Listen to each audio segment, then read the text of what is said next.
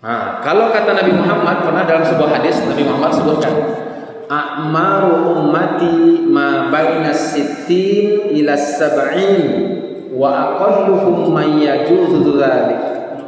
Usia umatku, kata Nabi Muhammad, rata-rata 60 tahun sampai 70 tahunan. Sedikit yang lewat dari itu, kata Nabi Muhammad. Nabi Muhammad usianya 63 tahun wafatnya. Kata Nabi Muhammad rata-rata umatnya 60-an 70 tahunan.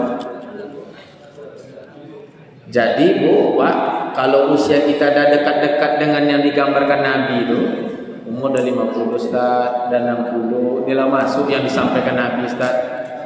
Dalam tas isinya dah minyak angin, kemana-mana dibawa. Sudahlah, banyak-banyak kita mengingat Allah Subhanahu. Tapi walaupun sudah disampaikan Nabi begitu, Pak, tetap tak bisa menjamin. Tetap tak ada manusia yang bisa menjamin bahwa saya akan hidup sampai usia 60 tahun. Saya hidup sampai usia 70 tahun. Kata Nabi Muhammad rata-rata 60-70. Berarti umur saya nanti sampai umur 70 tahun. Belum juga tentu. Maut datang tak menunggu rambut memutih. Maut datang tak. Ajal itu kan dirahasiakan 3.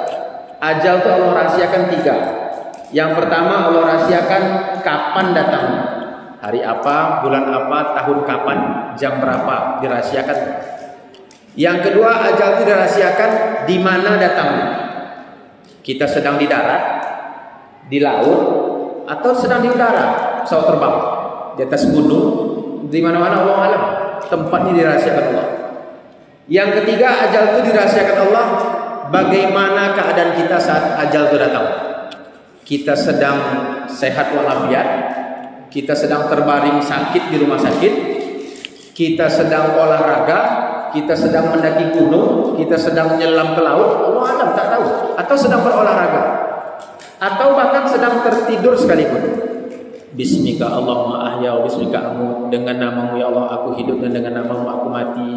Tak bangun-bangun lagi sampai besok pagi. Allah alam. Allah rahasiakan 3. Tapi yang pasti, walaupun 3 itu dirahasiakan, ajal itu takkan mungkin dimundurkan, takkan mungkin pula dapat dimajukan. Idza jaa ajaluhum la yastakhiruna sa'atan wa la yastaqdimun. Kalau ajal itu dah datang, Pak, nak sembunyi pun kita dalam benteng 7 lapis baja sekalipun, mudah tuh kata malaikat maut. Tetap datang, bertamu malaikat. Assalamualaikum, tetap dipanggil. Nah, nanti kalau sudah ajal itu datang, habis sudah. Entah sampai entah tidak umur kita 60 tahun, 70 tahun. Jangan-jangan Ramadan ini tak sampai akhir kan enggak kita. Allah alam. Rupanya sampai malam ke-15, enggak tahu lah kita. Tapi mudah-mudahan Allah panjangkan umur sampai akhir Ramadan dan kita. Amin ya rabbal. Bisa sholat tarawih sampai akhir. Tarawih kita bulan ini, Ramadan tahun ini berapa malam?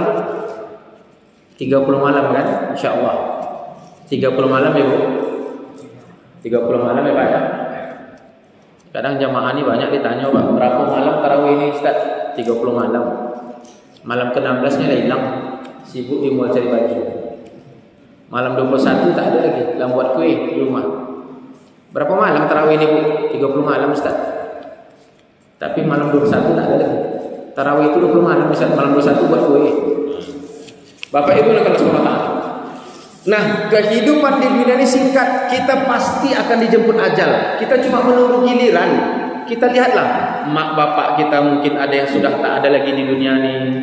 Kawan-kawan main kita dulu di SD, di SMP, di SMA, di kampung. Kalau kita pulang kampung, tak semua kawan-kawan yang dulu pernah berteman dengan kita masih bisa kita temui sampai hari ini. Tetangga-tetangga yang hidup di sekitar kita, satu persatu pasti sudah Allah panggil. Kita ini cuma menunggu antrian.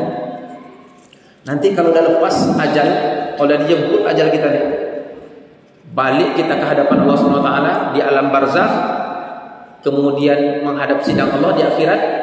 Tentu yang sangat kita harapkan adalah mampu meraih rahmat Allah untuk masuk ke dalam surganya insyaAllah. Kalau dah masuk dalam surga itu, apa kata Nabi? Dalam surga itu semua apa yang kita inginkan ada. Walakum fiha ma tashtahi anfusukum. Di dalam surga itu apapun yang manusia inginkan ada. Tak ada lagi omongan tak baik, tak ada lagi hal-hal yang dilarang, semuanya ada.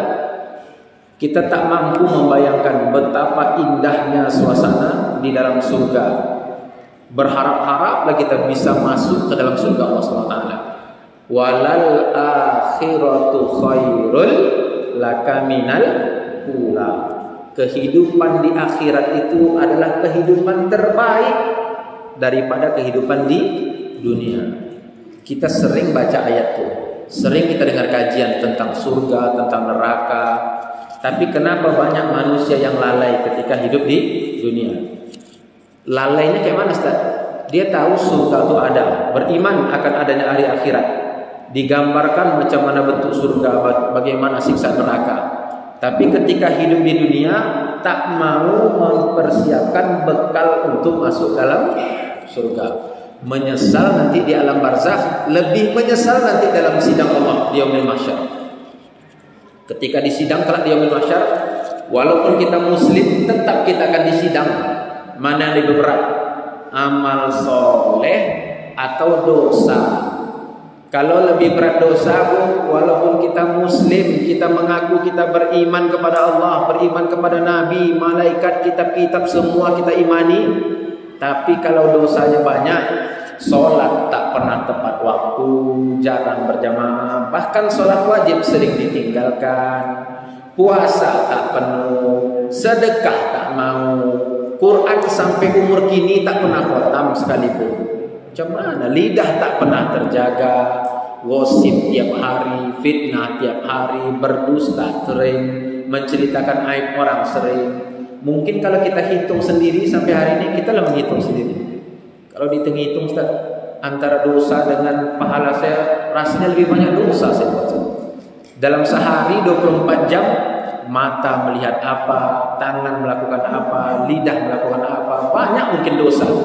Amalnya paling cuma sholat, ngaji tak pernah Ustaz. Sholat itu pun jarang berjamaah, sering pula telat. Kadang-kadang ada pula yang tinggal.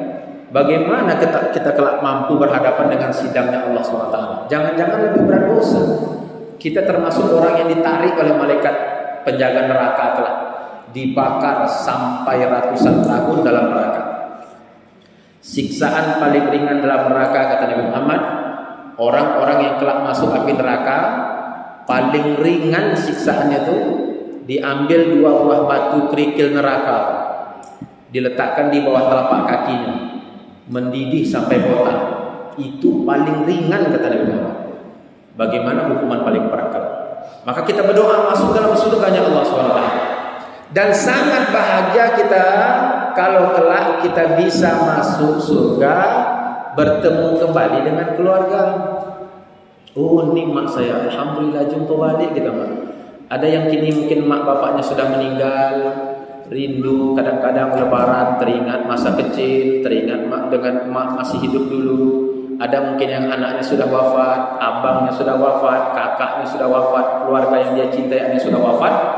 Kadang-kadang ada masa-masa tertentu kalau kita berziarah atau di momen-momen tertentu terbayang-bayang masih hidup keluarga yang sudah wafat, nangis teringat, berharaplah ketemu kembali dengan mereka di dalam surganya Allah Subhanahu wa taala. Bahagia kita kelak kalau masuk surga, bertemu kembali dengan ayah, dengan ibu, dengan abang-abang, kakak-kakak kita, dengan keluarga besar kita, anak-anak yang kita cintai, jumpa balik. Alhamdulillah. Maka kalau kita berharap bahagia masuk dalam surga, bertemu dengan keluarga besar, ketika hidup di dunia masih Allah beri kesempatan hidup, jangan sia-siakan. Carilah sebanyak-banyaknya bekal untuk masuk sidang Allah Subhanahu wa taala. Dan momen terbaik untuk mengumpulkan bekal itu bulan suci Ramadan. Makanya muslim, para sahabat Nabi dulu yang tahu akan hebatnya momen Ramadan, dia tak sia-siakan momen Ramadan itu. Ini momennya. Karena kalau di luar Ramadan pahala itu normal. Kalau dalam bulan Ramadan catatan pahala itu banyak catatan dari Allah. Satu amalan di bulan Ramadan beda catatan pahalanya di bulan Ramadan. Maka orang-orang yang berharap masuk surga Ramadan ini ditunggu-tunggunya, dan begitu dapat, jangan jalankan Ramadan seperti kita menjalankan hari-hari lain di luar Ramadan. Waktu Ramadan dengan di luar Ramadan macam itu juga. Sholatnya tetap malas, azan di masjid azan. Orang yang sholat ke masjid ini tetap 3 saf, saf Rizal, saf Rudin, saf Rinaldi, itu 3 lah, imam, Bilal, sama makmum tetap. Itu selebihnya kita di rumah aja. Tak pernah mau bersedekah, ngaji tak pernah khotam seumur hidup. Padahal besok menyesal kita di alam barzah, menyesal pula kita di alam sidang Allah. Di alam barzah kita menyesal, ya Allah, kenapa lah dulu di dunia saya kurang mengumpulkan amal, ya Allah. Kenapa tahu begini, Allah, sempit lubang kuburan saya, Allah, gelap, ditemani belatung, hewan-hewan tanah, cacing, segala macam lah, Allah alam. Begini rupanya saya rasakan, ya Allah. Tahu begini, hidupkanlah saya balik ke dunia, ya Allah. Saya perbaiki amal, ya Allah. Nangis darah pun kita di alam barzah, takkan Allah beri kesempatan hidup lagi.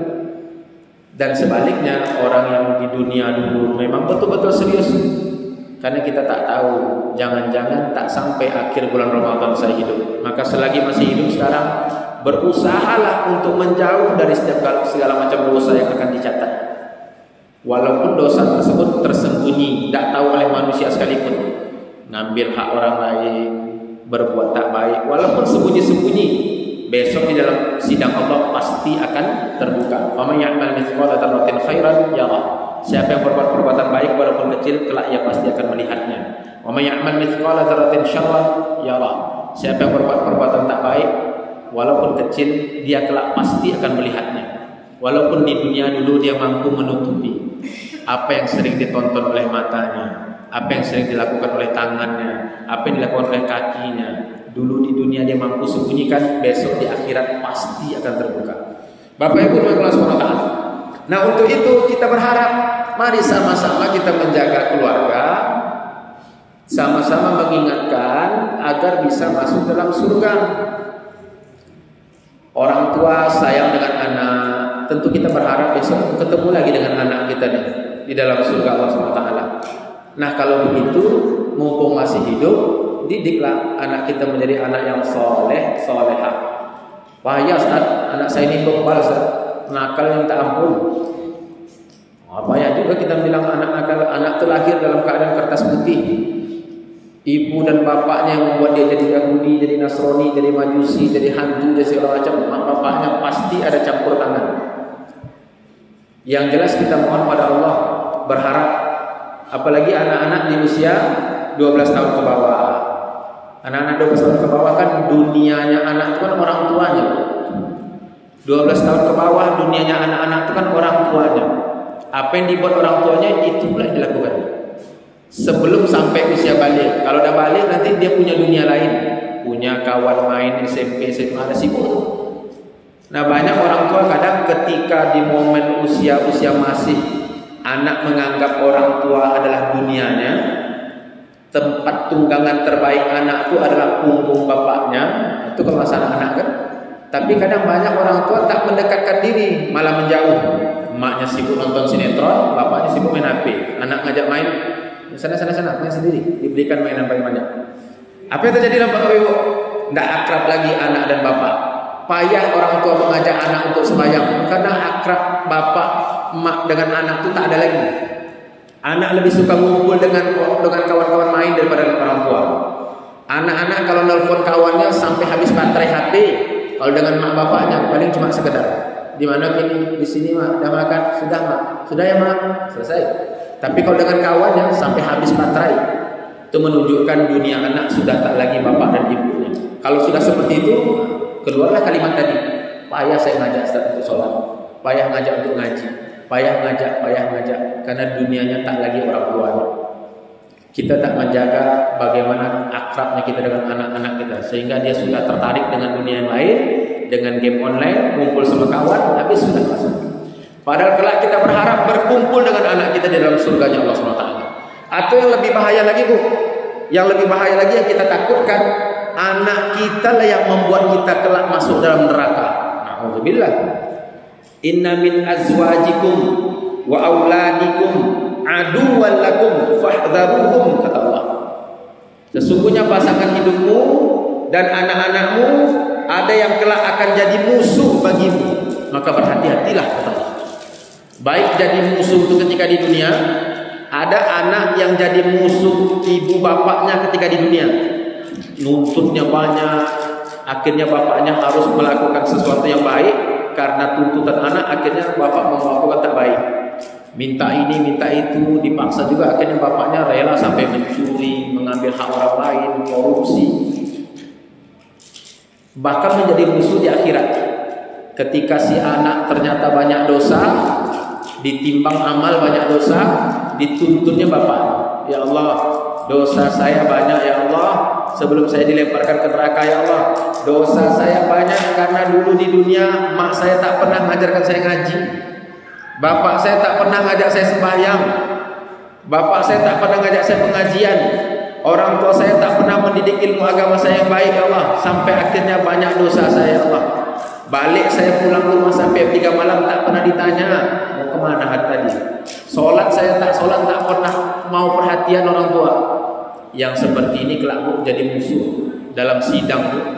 Seperti musuh saling tuntut, anak nuntut bapaknya misalnya. Bapak ibunya sudah banyak amal, insya Allah masuk dalam surga. Tapi karena dosa anak nuntut bapak. Tak bisa ya Allah, kayak banyak dosa karena bapak, tarik bapak saya ke neraka. Bahaya kelak. Maka jangan sampai malah sebaliknya kita berharap bertemu dengan keluarga dalam surga, malah kelak anak yang menarik kita ke dalam nerakanya Allah Subhanahu wa taala. Berkumpullah hendaknya kita dalam surga, saling mengingatkan di dunia. Kalau sulit mengajarkan ngaji, sulit mengajarkan sedekah, sulit mengajarkan lidahnya yang tak terjaga dari omongan tak baik, cukup kita didik satu saja, induk dari segala amal. Awwalu ma yuhasabu bihil 'abdu yaumal qiyamah as-shalah. Amal pertama dan induk dari segala amal yang kelak akan ditanya dalam sidang Allah. Amal pertama ditanya itu besok dalam sidang bukan zakat, bukan puasa, bukan haji umroh. Yang pertama ditanya adalah salat. Kata Nabi, "Idza shalahat shalaha sa'iru amalih."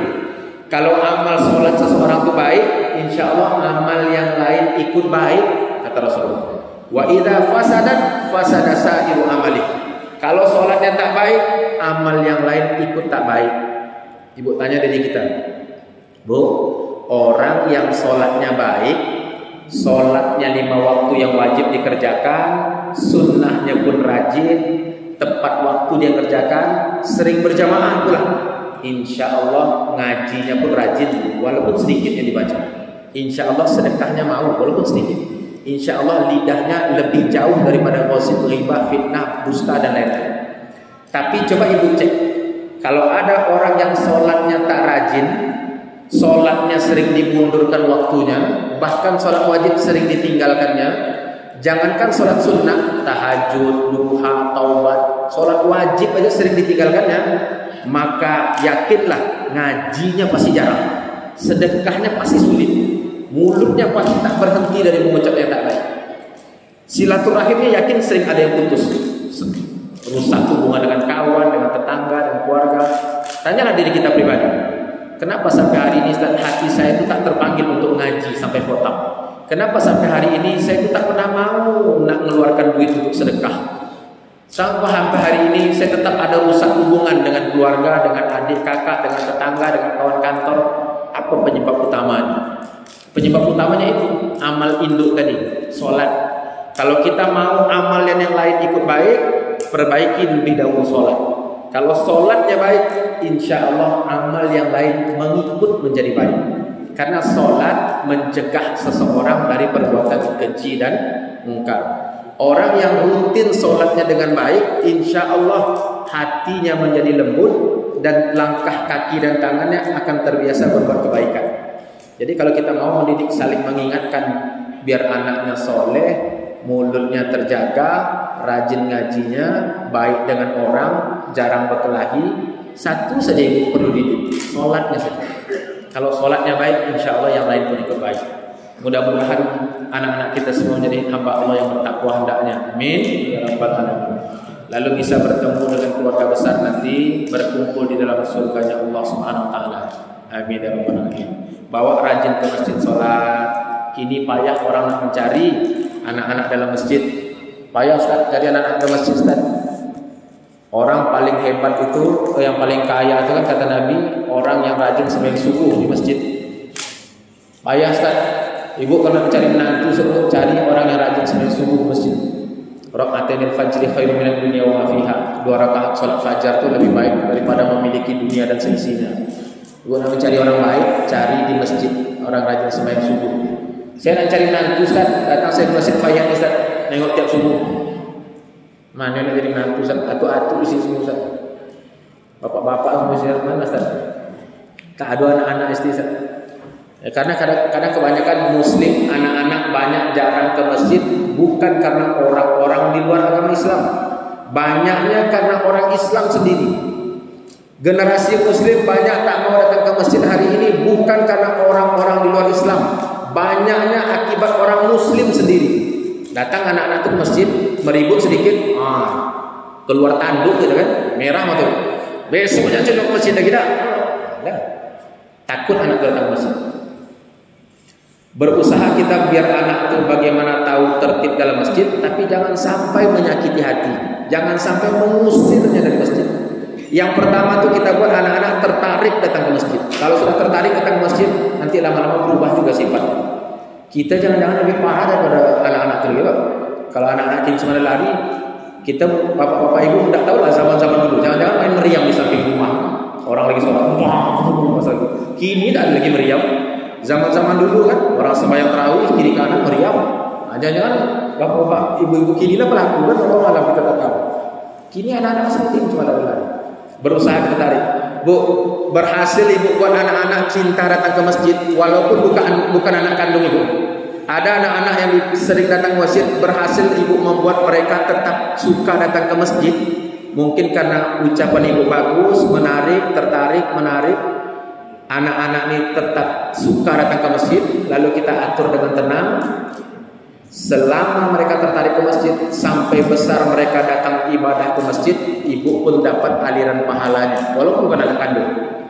Dan sebaliknya, kalau ibu yang membuat anak-anak itu terusir dari masjid, dulu hatinya suka datang ke masjid. Kalau bapaknya datang ke masjid, ayo pak, datang masjid. Suka hati datang masjid, ceria di dalam masjid, walaupun sampai masjid lari-larian. Sholatnya masih belum betul, tapi hatinya tertarik dengan masjid. Ketika emak bapak datang, ternyata sampai di masjid dimarahi oleh orang masjid. Besok tak tertarik lagi datang masjid. Setiap kali nak datang masjid yang terbayang wajah emak bapak yang marah, bertanduk di dalam pikiran. Ada hantu di masjid. Tertarik hatinya dengan game online, ngumpul sama kawan. Sudahlah, habis dunianya. Hatinya sudah diikat oleh kawan-kawan lain, berkumpul di situ. Diajak ke masjid tak akan pernah mau, payah. Akhirnya nanti berpisah. Yang ini yang kita takutkan, berpisah di akhirat, anak neraka kita ke surga, atau kita di neraka anak di surga, atau harusnya kita masuk surga, anak yang narik ke dalam neraka. Mudah-mudahan kita semua berkumpul dalam surganya Allah.